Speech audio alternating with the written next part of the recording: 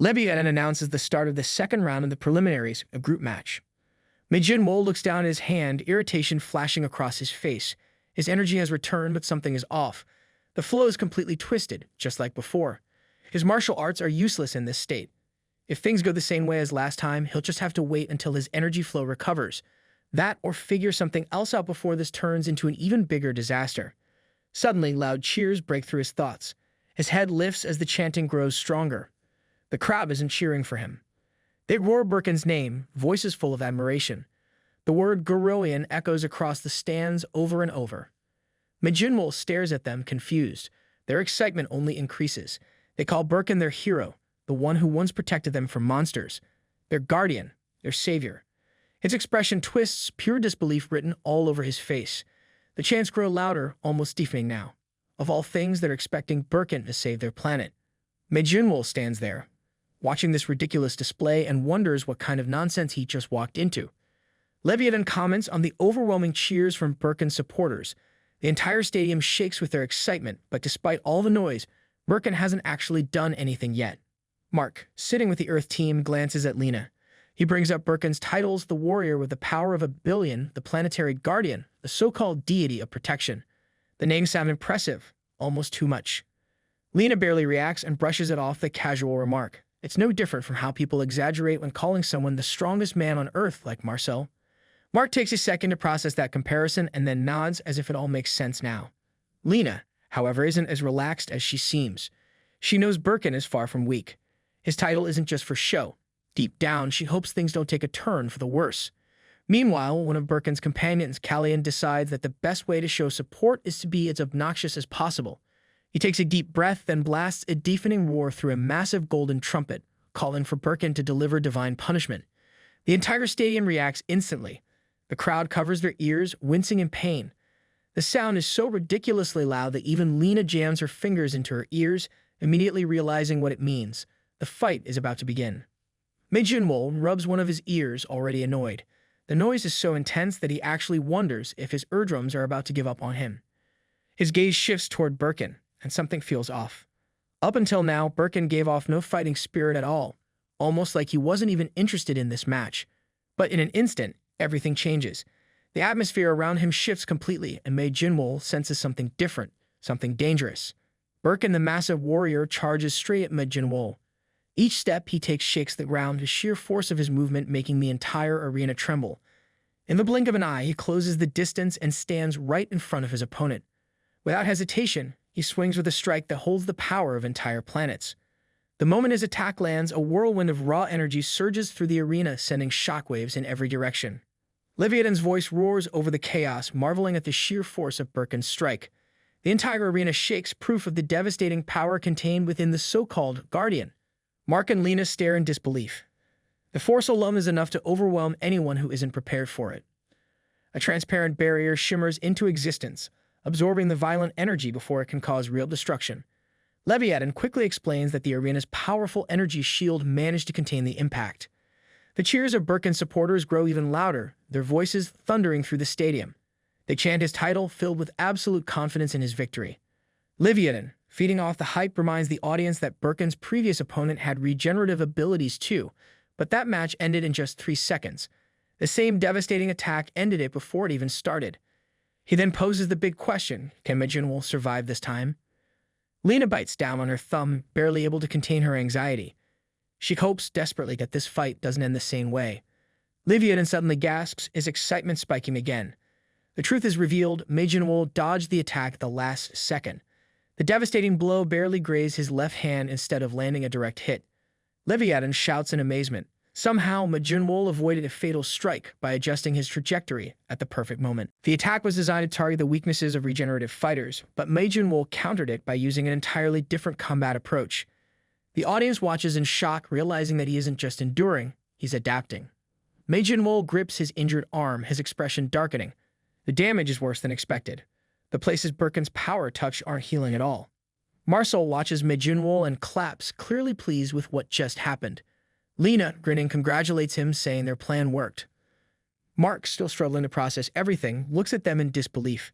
He doesn't understand how dodging one attack is worth celebrating. It seems like a stretch, or maybe they've just completely lost their minds.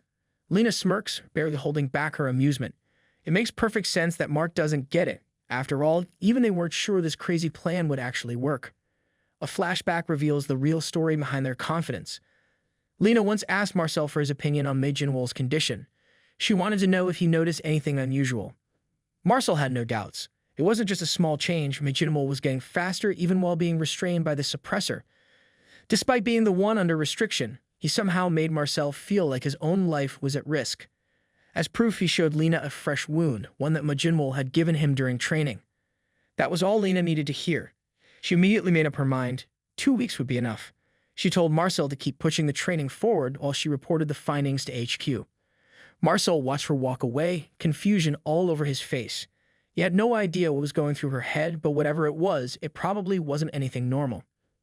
Turning to Jinwol, he decided to keep things simple. He didn't know what Lena was planning, but for now, all they had to do was keep training. Jinwol, never one to hold back his opinions, was far from impressed. He made it painfully clear that this entire thing was pointless. The idea that someone like Marcel could train him was beyond ridiculous. Marcel didn't argue. He knew exactly how pathetic he must look to Jinwol right now. Without the suppressor, his punches wouldn't even register as an inconvenience. His attacks were so slow that Jinwol never even needed to dodge them. But that was the trick. Even the softest drop of water can carve through stone if it drips long enough. Attacks, no matter how weak, would eventually land.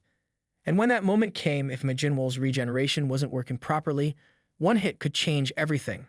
Even someone as extraordinary as him wasn't invincible forever. Though Marcel admitted, luck that terrible didn't come around often. Back in the present, Jinwol grits his teeth, cursing under his breath. The realization stings. The last thing he ever wanted was to be helped like this. Marcel watches the battle unfold, a knowing look on his face. Someone as stubborn as Jinwol would never just sit down and listen to advice. There was no way he would accept traditional training like a normal person. That's why this whole setup was never about directly teaching him anything. Instead, it forced him to learn on his own. Marcel glances at Lena and asks if this is what she had planned all along.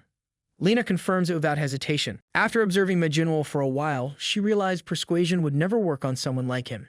His pride wouldn't allow it. Instead of trying to convince him, she put him in a situation where he had no choice but to figure it out himself. The key to surviving against Burkin was simple: avoid that devastating critical strike at all costs. Everything else came second. Meanwhile, sitting far from the Earth team, an alien news reporter analyzes the fight, muttering to himself. For a civilization ranked only at Tier 1, these Earthlings seem to understand regeneration weaknesses far better than expected. It suddenly makes sense why they trained in that old arena, where the suppressor couldn't be removed. They were fixing the biggest flaw of fighters with regeneration: their dependence on it. Normally, people saw near immortality as a strength, but these Earthlings had the rare insight to see it as a weakness. The reporter shifts his focus to the bigger picture. Unlike the first round, where luck played a major role, things change from the second match onward. Once the information on matches is made public, the abilities of the second-in-command start playing a much bigger role.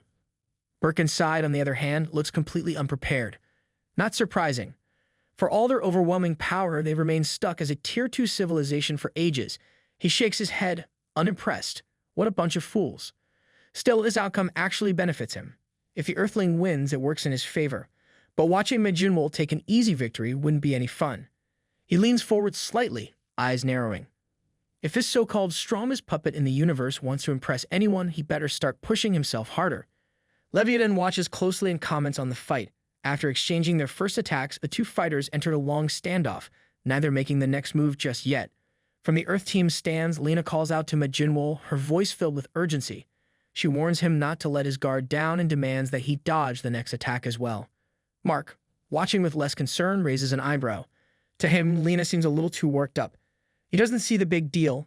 Jinwol will just recover anyway, right?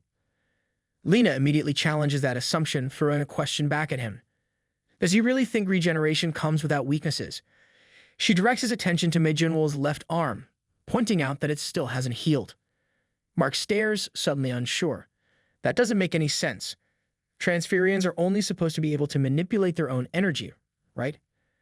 Lena confirms that's true. Their ability revolves around controlling their energy and transferring it to others.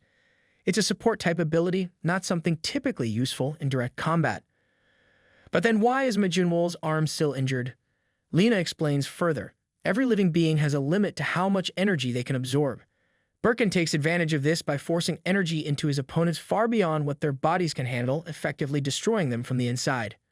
For Jinwol, this attack is particularly dangerous. The impact isn't just physical, it damages the energy-related organs in the attacked area, completely shutting down his ability to regenerate. Mark processes this new information and finally understands. It's not just brute force, it's a brutal, calculated attack designed to take down even someone with mere immortality. But he raises another question. Wouldn't an attack like that drain a huge amount of energy from Burkin as well? Lena nods, admitting that's true. But Burkin's energy reserves are so vast that it barely matters. Even so, she knows there's a limit to everything. A technique that powerful must put some strain on Burkin's body. Using it continuously would be difficult, if not impossible. The first strike was aimed directly at Jinwol's greatest weakness, and they planned it perfectly. But from this point on, Burkin won't have the luxury of setting up another clean, prepared attack like that. In the stands, Burkin's supporters start losing their patience. Their frustration spills over, and all eyes turn to Callan, Burkin's assistant. They demand that he stop standing around and do something. Their guardian is in battle, and he needs support. Anger flares in their voices as they accuse him of making Burkin's mighty power look weak. To them, this should have been an easy victory, not a drawn-out fight. Callan grits his teeth, feeling the pressure. Who do these fools think they are, ordering him around like that? That energy blast isn't some basic attack that can be thrown out endlessly.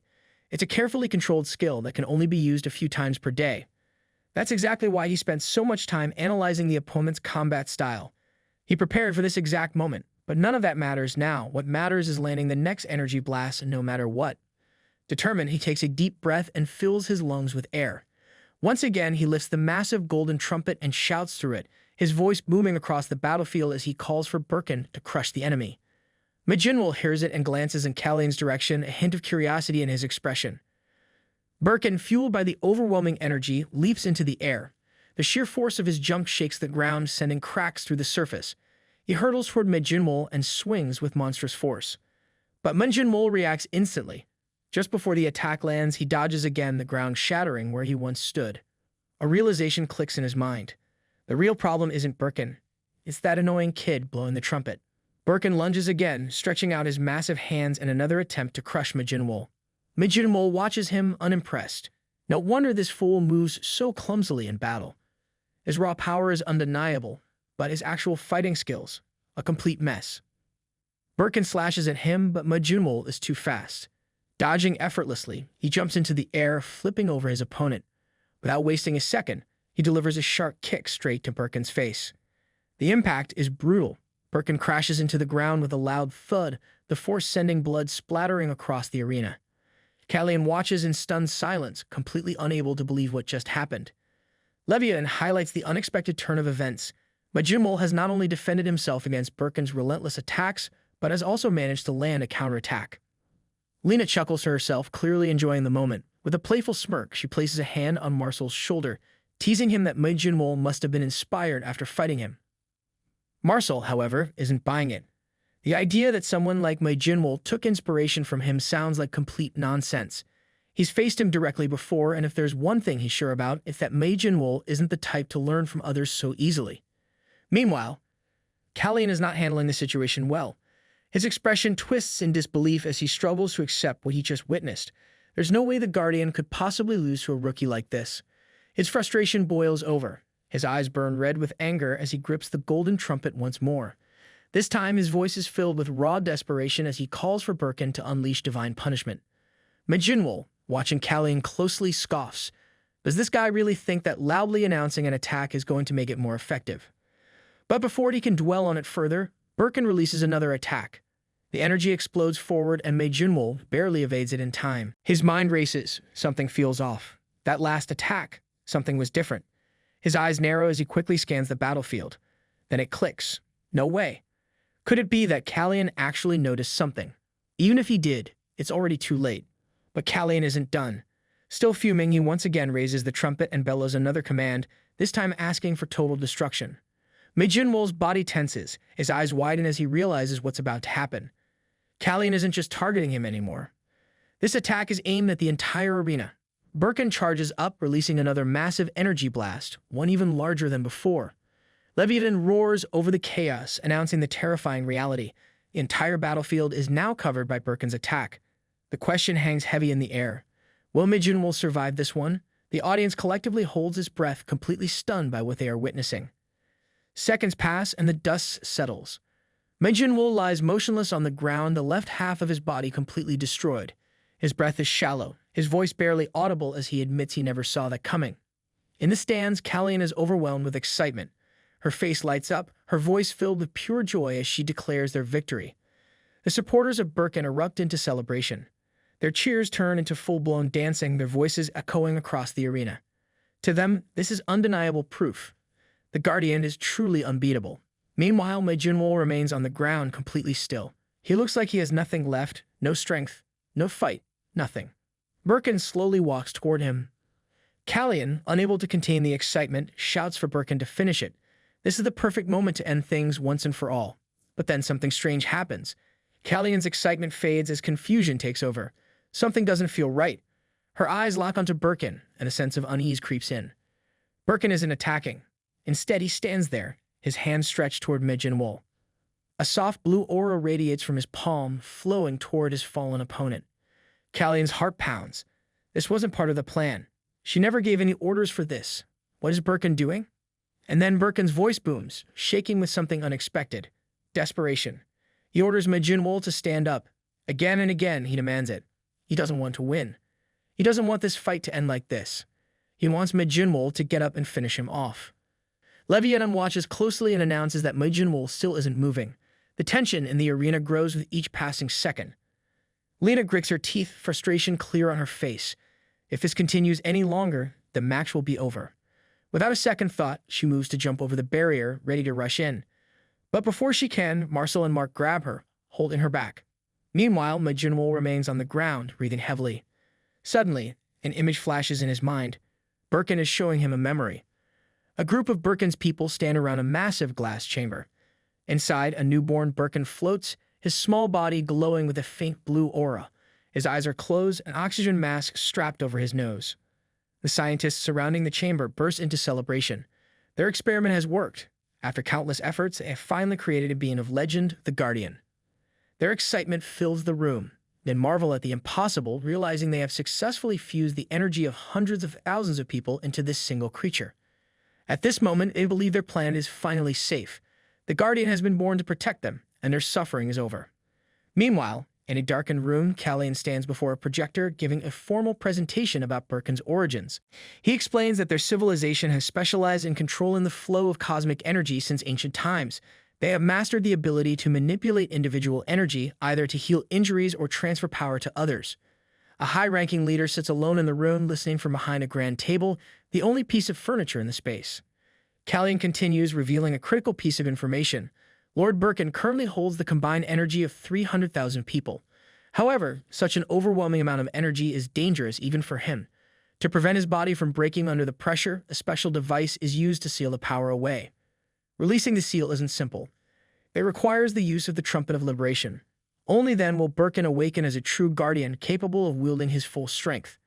Days pass, and Burkin finds himself in the middle of a battle against a massive green monster covered in multiple eyes.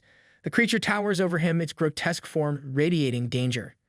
Callan, standing nearby, watches in disbelief. His voice rises in concern as he repeatedly calls out to Burkin, wondering if he has somehow fallen asleep in the middle of the fight.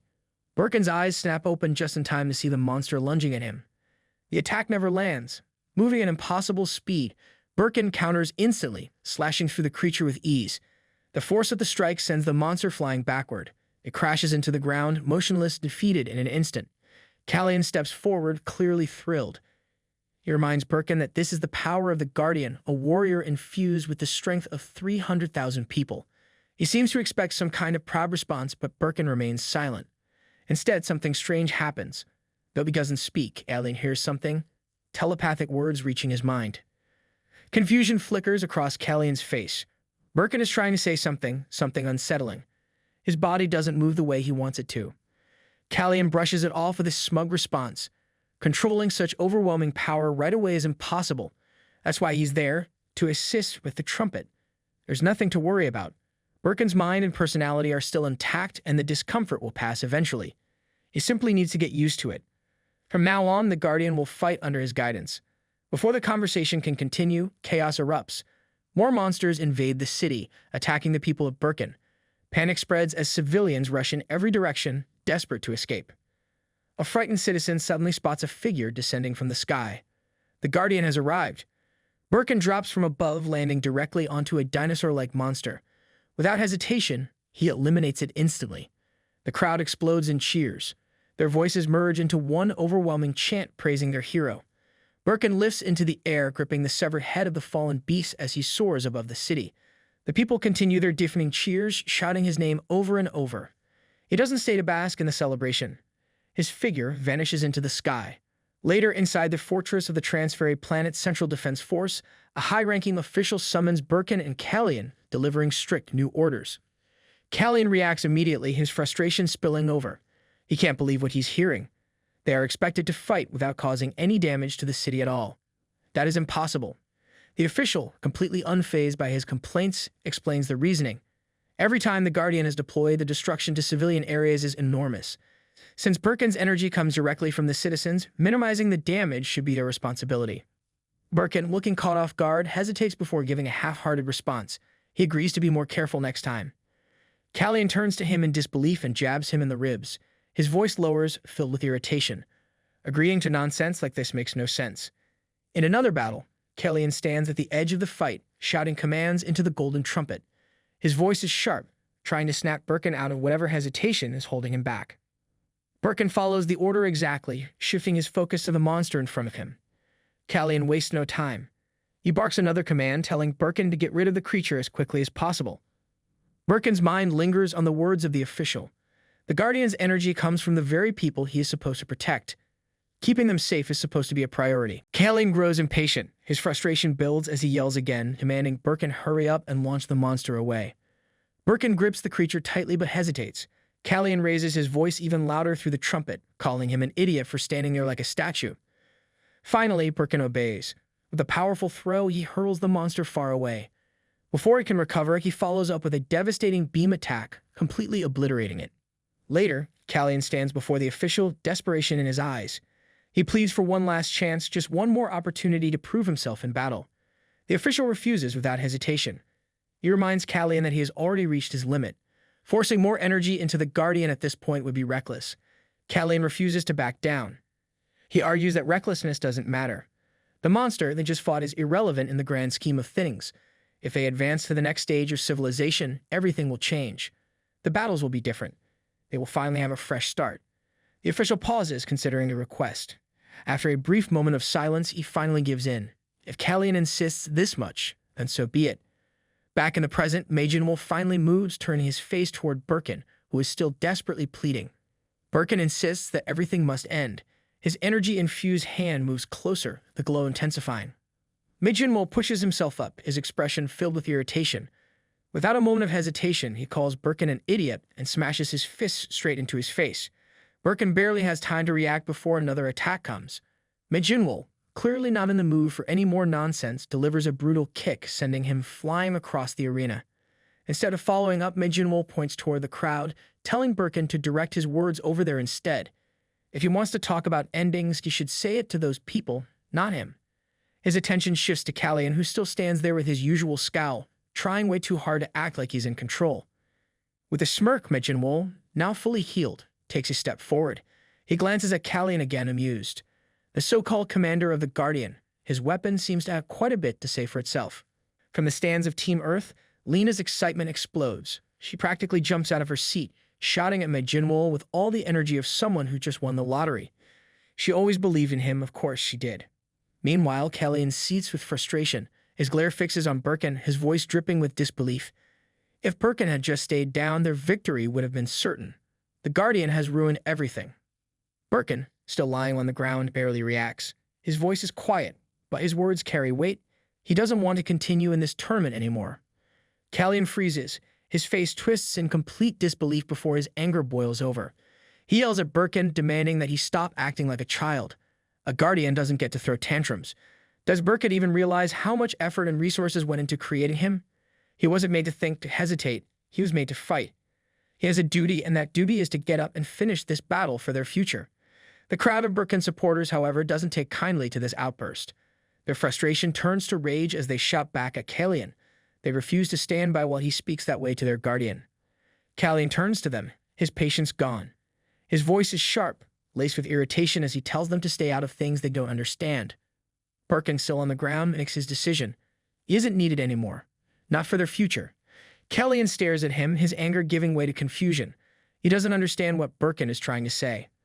Then, without warning, a memory flashes before him. In the past, Callan stands in a cold, sterile room with the official. Behind them, Burkin floats inside the glass chamber, still recovering from his injuries. Callan is furious, demanding answers. The official just told him to stop supplying energy to Burkin. That makes no sense. Even increasing the energy barely helps him heal. Cutting it off would be madness. The official, completely unbothered by Callan's reaction, confirms it. He already knows the consequences.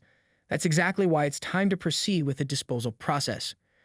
Callan's voice wavers as he repeats the word, almost as if he misheard the word disposal. The official remains calm, as if discussing routine paperwork instead of a living being. He reminds Callan that the monster X001, which they defeated earlier, was the last of its kind. Publicly, it was classified as a mutant creature, but they both know the truth. Those creatures weren't just monsters. They were failed Guardian Project experiments from the past. With the final one gone, there is no longer any real threat to their civilization. Callan's stomach twists. He already knows where this is going.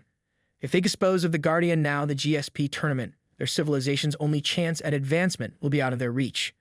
Before he can argue, the official cuts him off. The decision has already been made. The elders have chosen to withdraw from the GSP tournament, regardless of what consequences follow. Even if it means accepting the humiliation of remaining a lower-ranked civilization, this is the best path forward for them. Callan clenches his fists, his frustration barely contained. The official keeps saying us, but what about Burkin? Didn't he fight for them? Doesn't that make him part of their civilization? The official barely blinks at the question. His tone stays cold, dismissive. Burkin is not a person. He is not one of them. He is a weapon. Nothing more, nothing less. To keep that weapon stable, Callan's own life force is constantly drained, and they both know there is a limit to how much he can give. Callan stares at him, disbelief and anger mixing together.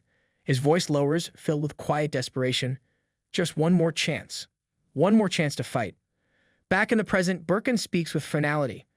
His role was to protect the planet from monsters. That role has now ended. Callan's entire body tenses as he processes those words. His teeth clench, his fists tighten, and frustration boils inside him. He repeats the words back, unable to believe what he just heard. His mind drags him back to the past, to the times they walked side by side, fighting together. The thought of it ending like this is unbearable. His anger erupts. His voice shakes as he yells at Burkin, rejecting the weak, pitiful excuse he just gave. If anyone deserves peace, it's not the people in the stands, it's him. The fight isn't over. There is still a chance. If they advance to the finals and their civilization rises in rank, Burkin's incomplete body, his altered, twisted form, can all be restored. Everything can be fixed. He just needs to get out. The words echo. Burkin repeats them under his breath, his mind processing them. Then, slowly, he rises to his feet.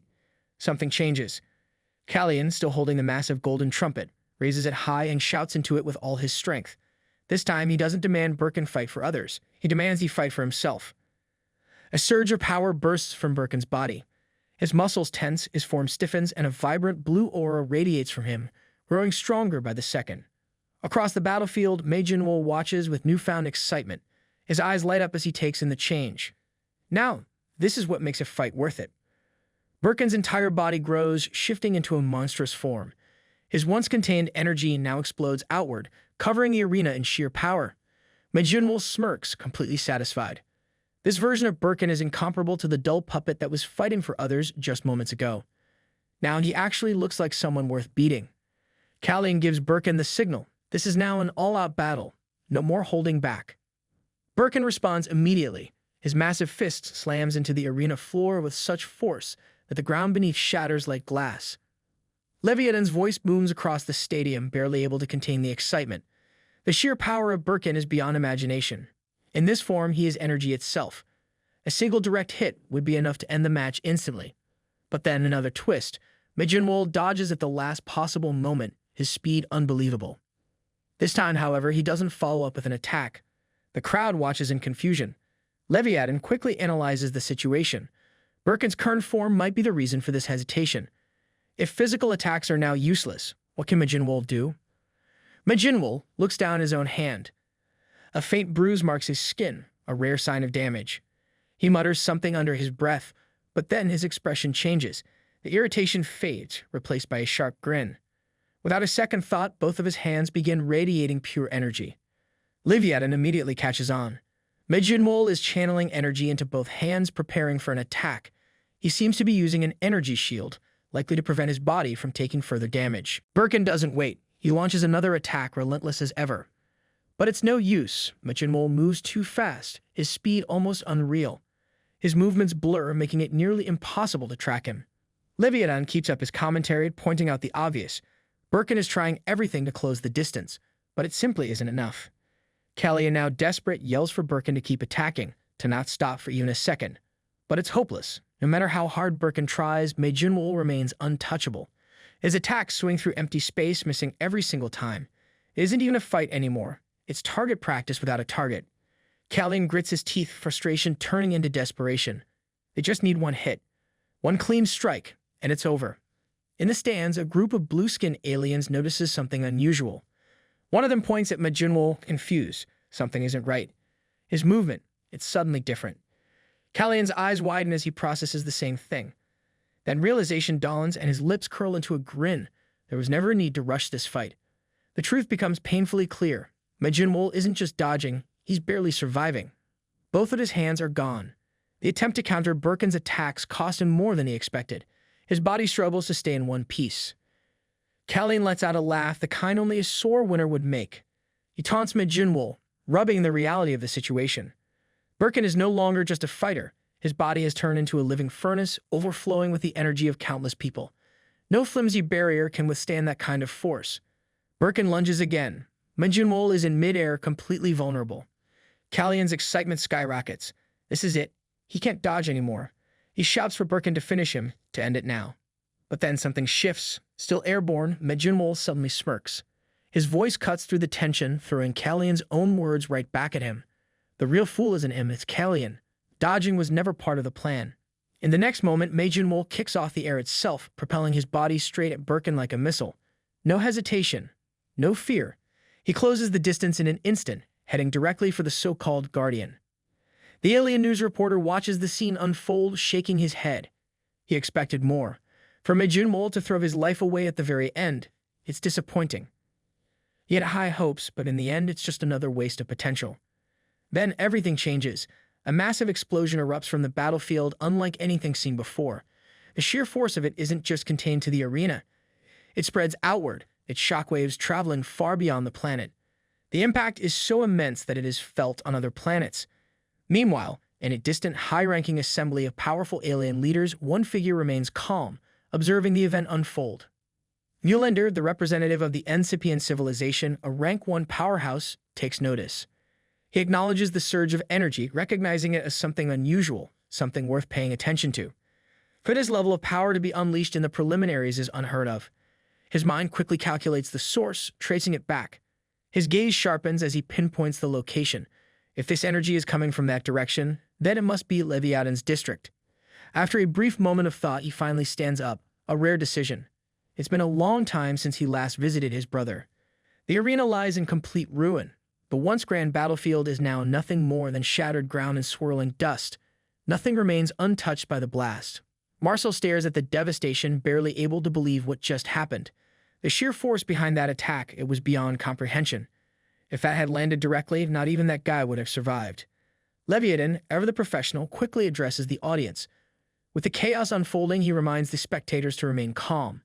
To prevent sudden energy explosions from reaching them, the arena's energy barrier is being reinforced in real time. The match is still ongoing, and they are free to continue enjoying the spectacle. But even Levian has to admit, this is impressive. The energy barrier, built to withstand Tier 4 civilization-level attacks, is actively reacting to the fight. For a match between so-called lower civilizations, they are putting on a surprisingly decent show. Meanwhile, the people of Burkin erupt into cheers. Their voices boom through the ruined arena, shouting Burkin's name over and over. To them, this outcome was expected. Of course, their guardian would stand victorious. Callan watches everything unfold, breathless. Then laughter spills from him, uncontrolled. His voice shakes between disbelief and overwhelming joy.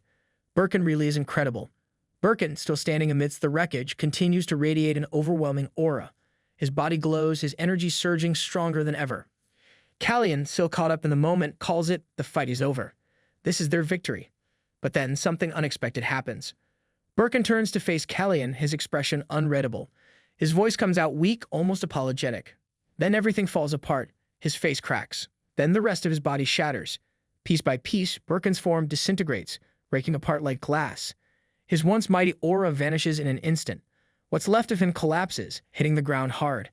The guardian of Burkin lies unconscious, his once unshakable body now motionless. On the other hand, Jinwol also lies on the ground, both arms missing, yet a smirk stretches across his face. His breath is ragged, but the amusement in his eyes remains. Burkin, for all of his overwhelming strength, hesitated until the very end. What a fool. His thoughts wander for a moment, piecing everything together. In the end, Burkin's true intention was never to kill. That moment of hesitation, that final moment, had been proof of it. The attack had thrown off his sky step, but in the grand scheme of things, it didn't really matter. His gaze shifts to Burkin's unconscious, broken form, and his voice comes out with a finality that seals the moment. Their debt is settled. The death Burkin had wished for, he granted it. Then the voice of Levian thunders across the battlefield, cutting through the silence. The match is over. The winner has been decided. The representative of Earth, Jinwol, stands victorious. Jinwol slowly pushes himself up, rising to his feet despite his battered state. From the stands, Lena's voice explodes with excitement. She knew it. She knew he could do it. Mark, meanwhile, looks like he's trying to process the impossible. His hands grip his head as he mutters to himself. Somehow, against all odds, Jinwol actually won against that monster. Marcel, standing nearby, soaks in the moment. His gaze sweeps over the stunned alien spectators before him. This was the strength of Earth. This was the real representative of Earth, Jinwol. Callan rushes into the arena, his voice breaking as he calls out for Burkin. His feet pound against the shattered ground, but it's too late. Burkin is no more.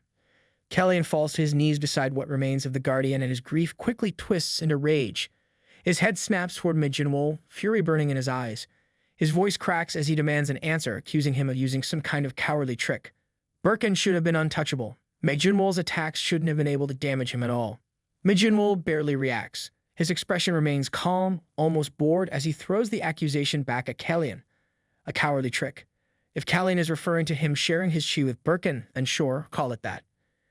Callan freezes, his mind struggling to catch up, sharing chi. His voice shakes as he demands clarification. Then the realization creeps in, the pieces clicking into place. The attacks just now. It couldn't be. Jinwol, ever the patient teacher for idiots, explains. He wasn't attacking Burkin in the traditional sense. Instead, he had been injecting his own chi into Burkin's cosmo force during the fight. Burkin had already gone far beyond his limit. His body was running on borrowed time. Jinwol simply helped that process along by inserting just a little more chi into him. Callan's breath catches. If Burkin hadn't pushed himself so recklessly, if he hadn't burned through everything so fast, the regret is instant, but it's too late. Before he can fully process the weight of it all, angry voices rise from the stands. One of the spectators shouts at Callan, mocking him for standing there like a clueless fool. If Burkin is down, then Callan should get in the fight instead of wasting time crying. Another voice cuts in, even more furious. They gave up everything, poured all their energy into this so-called strategy, and for what? Losing in the second round of the preliminaries against a mere earthling. The frustration boils over. Had they not wasted all their energy on that outdated relic Callan insisted on calling a guardian, maybe, just maybe, things would have been different. Callan snaps, his grief explodes into raw anger as he shouts back at the crowd. Burkin wasn't just a fighter. He was a true hero who never asked for anything in return. He sacrificed everything to protect them, yet now they have the audacity to turn on him. Did they really think they could just sit back and endure whatever came next? A complacent civilization would never find true peace. One day, beings far more ruthless than the monsters they had fought would set their sights on their planet. And when that day came, who would protect them then? His face twists, his expression distorting with each word, but he doesn't stop. His voice rises as he calls out their delusions, reminding them that the so-called alliance they trust would never protect them the way Burkin did. And then, mid-sentence, his head explodes. Just like that, the shouting ends. Silence grips the arena. It wasn't random. It wasn't an accident. Levian hovers above, calm and unbothered, the faintest trace of energy flickering from his fingertips. He simply states that Callan should not have insulted the gods. Then his attention shifts. He turns to Jinwol, uninterested in any further distractions. The match is over. The Earthling is in the way. He should leave. Jinwol doesn't move. His eyes lock onto Levian, his gaze sharp, unreadable. There's something in his expression, something that suggests he isn't about to let this slide. From the stands, Mark watches, his voice uneasy as he wonders why Jinwol is reacting like that. Lena, sensing the tension, calls out, trying to stop him before things escalate. But before anything happens, another presence enters the arena. Melinda arrives, his eyes scanning the battlefield. He wonders if he's too late. Leviathan's expression darkens instantly. His mood shifts from arrogance to irritation. He does not like this and wonders why is that bastard is here. The moment Melinda steps forward, everyone bows. The energy in the arena shifts entirely, the air growing heavy under his presence. This wasn't just a visit. This was an unexpected welcome from a ruler among warriors. A fighter with immense energy had fallen, and now someone far beyond comprehension had arrived. Lena, still overwhelmed, tries to lift her head, curiosity getting the better of her. Before she can, Mark reacts quickly, pressing her head down, forcing her to kneel with the others. This wasn't the time to test limits. Jinwol feels it too. The pressure Melinda releases isn't just strong, it's suffocating. Its body locks up for a brief second, frozen under the sheer weight of the aura radiating from this being. Then Melinda speaks, his voice carrying the authority of someone who never needs to repeat himself. His question is simple, but it shatters the moment. He asks, does that make Jinwol the winner of this match? Jinwol slowly lifts his head. His expression is unreadable at first, his body still adjusting to the overwhelming force pressing down on him. Then the corner of his mouth pulls into a smirk. This is it. For the first time, he is standing before the true peak of this world. The moment Melinda arrives, everyone bows, unable to resist the weight of his presence. It presses down on them like an invisible force, suffocating and undeniable. Without speaking, he descends onto the arena, making his way toward Jinwol. His aura is unlike anything else. It doesn't just radiate power, it twists the very fabric of reality. Every step he takes reshapes what strength even means, as if the universe itself acknowledges him as something beyond comprehension. Jinwol keeps his eyes on him, his expression impossible to read. His mind struggles to fully process what stands before him. This isn't just another warrior, another ruler, another so-called champion. This is the peak of existence itself. Not far away, Levian watches, his frustration barely contained. His jaw tightens, his fingers twitch, and irritation builds with every second. He mutters a curse under his breath, despising every moment of this. To him, Melinda isn't just an inconvenience, he is unbearable. He wonders, why does he have to show up now? Of all times, why this exact moment? The sight of that smug face makes his thoughts turn sharp with resentment. That insufferable bastard. Why does he always have to be here? His glare darkens as he watches everything unfold, his fists clenching tighter. Now he has no choice but to stand there, fuming, forced to witness this nonsense all over again. The most infuriating part is that Melinda is probably enjoying every second of this. And not just by accident. He's doing it on purpose. Levian refuses to believe that anyone genuinely worships him. This reaction from the people, this ridiculous display of forced reverence, is nothing more than a lingering imprint burned into civilizations long ago, a relic left behind from a war that shattered the universe itself. Nearly 100 million years ago, the universe faced its greatest disaster. A devastating shortage of resources that sent entire civilizations crumbling. Desperation grew, and that desperation sparked the flames of war. The Great Galactic War began. For 3,000 years, chaos spread like wildfire, consuming everything in its path. Entire civilizations, once thriving, were erased. More than half of all known species vanished, their names lost to time. The universe inched closer and closer to complete collapse, drowning in its own destruction. And then in just 10 days it all ended. One being changed everything. NCP and Melinda Enriel. He did not just intervene, he crushed the war under his will, bringing an end to the slaughter that had raged for millennia. With nothing but his presence, entire civilizations surrendered, the fighting that had lasted thousands of years wiped away in mere days. From that moment on, civilizations did not just fear him, they treated him like something beyond mortal comprehension. Him and the select few who stood beside him. This event did not just reshape the universe, it laid the foundation for something far greater. It was the birth of the Galactic Alliance. Levian grits his teeth, his frustration reaching a boiling point. If he had been around during the Great Galactic War, this entire spectacle would have been about him. The reverence, the bowing, the power. It should have belonged to him, not Melinda. His thoughts are cut short when a robotic assistant approaches, delivering its usual monotone report.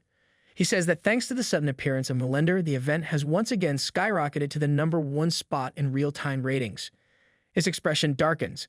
Because of Melinda, the very suggestion makes his blood boil. He refuses to accept it. The high ratings have nothing to do with that insufferable presence. The credit belongs to him alone, his flawless hosting, his unmatched charisma. If anything, Melinda is ruining the experience. His patience snaps. He turns toward Melinda, demanding he leave immediately. Entering the arena without permission is a direct violation of the rules. Melinda doesn't seem the least bit bothered. Instead, he tilts his head slightly, clear amusement in his expression. Levian lecturing someone about rules? Now that's unexpected. Still, Melinda reassures him that he has no plans to stay. He simply wants to exchange a few words with the one who managed to defeat the warrior of immense energy. Levian has no interest in entertaining the request. His patience is gone. He leaps into the arena, his anger barely contained, demanding that Melinda stop wasting time and leave at once. But his frustration only grows stronger. Every second Melinda remains in his sight is an insult. Melinda, completely unfazed, speaks in the same calm tone. Levian is mistaken. There are no grand schemes here, just a brief conversation. Levian doesn't let him finish. His voice cuts through the arena, commanding respect. If Melinda is ignoring the rules, then he is ignoring Levian himself. Without a second thought, Levian grabs Melinda by the head. His grip tightens, his aura flares with rage. Melinda laughs. His tone remains relaxed even as Levian tightens his hold. He admits he has heard some things about his so-called brother. Rumors, whispers, confirmations that Levian has been the real problem all along. It seems Levian is the one who has been disregarding the rules, making selfish decisions, and acting without permission. And because of that, his entire sector is suffering during the tournament. Levian yells, his voice booming through the arena. His anger flares as he declares that his word is the ultimate law in this place. He refuses to tolerate anyone questioning him. Melinda, unfazed, points out that Levian hasn't changed at all, still just as reckless as ever. Levian refuses to be looked down on. His fury builds, and suddenly, a dark aura surrounds him. The air turns heavy as a black hole forms above the arena, sucking in everything around it. The crowd watches in shock, struggling to comprehend what's happening. Some assume it is pure energy, but one of them realizes the truth. This is not just energy, it behaves like an actual black hole. Destruction spreads quickly. Objects, structures, and even people get pulled toward the void. Panic erupts as the audience desperately tries to escape. One man, feeling his body losing control, stammers in terror as he gets dragged toward the abyss. Melinda, still as sarcastic as ever, comments on Leviathan's warm welcome. The power before them is something beyond that of a god. The ability to break down and reshape matter at will. Anything living or non-living that touches the swirling sphere instantly dissolves into liquid. Leviathan turns his fury toward Melinda, vowing to teach him what happens when someone dares to break his rules. Melinda challenges him, questioning if he even cares that his so-called precious audience is about to be completely erased. Leviathan snaps, demanding silence. He refuses to take the blame and insists that Melinda is the one who started this mess in the first place. Melinda makes his decision and prepares to act. There is no other choice left. Through telepathic command, he reaches out to the judges of Sector 3, ordering them to protect all civilizations inside the arena from this moment onward. The response is immediate. Every judge acknowledges the command, declaring their duty to follow the will of the Supreme God. Judge Virtus, Judge Dominiel, and Judge Etherian move without hesitation, working together to rescue the people caught in the chaos. Melinda turns his attention to the last remaining presence, his clumsy little brother still standing amidst the destruction. Then something catches his eye. Jinwol remains unaffected by the barrier, a detail that immediately raises suspicion. A mere human should not be able to withstand Leviathan's gravity. Yet not only does he endure it, but he also possesses enhanced regeneration. Defeating a warrior with immense energy could not have been pure luck. Melinda acknowledges the struggle of Jinwol, urging him to hold on a little longer. Leviathan's ability to reconstruct was never meant to function as an absorption technique, meaning there may still be a way to counter it. He then turns his attention back to Leviathan, questioning if he is satisfied yet. But Leviathan is far from done. His rage continues to burn, and with all four of his hands, he prepares to strike.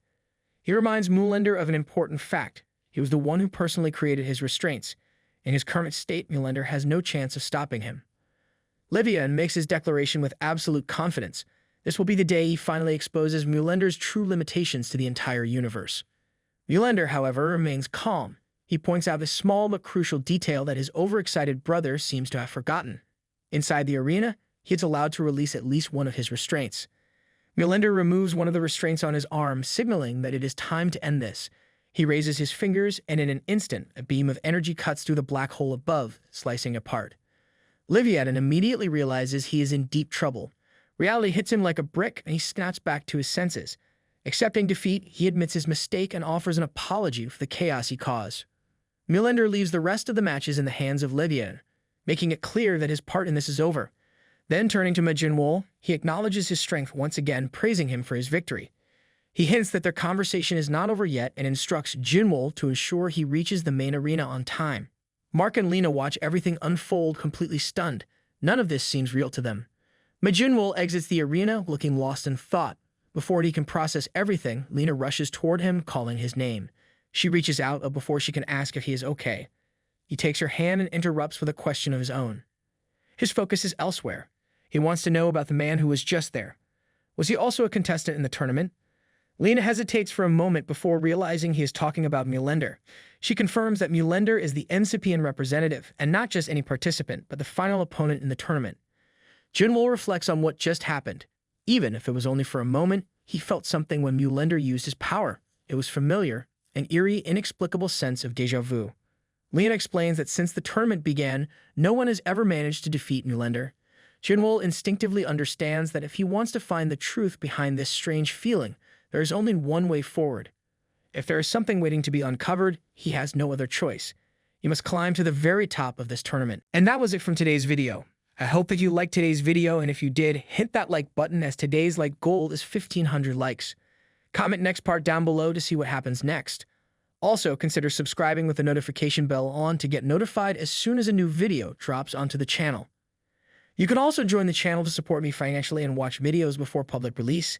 I'll meet you in the next video. Until then, thanks for watching.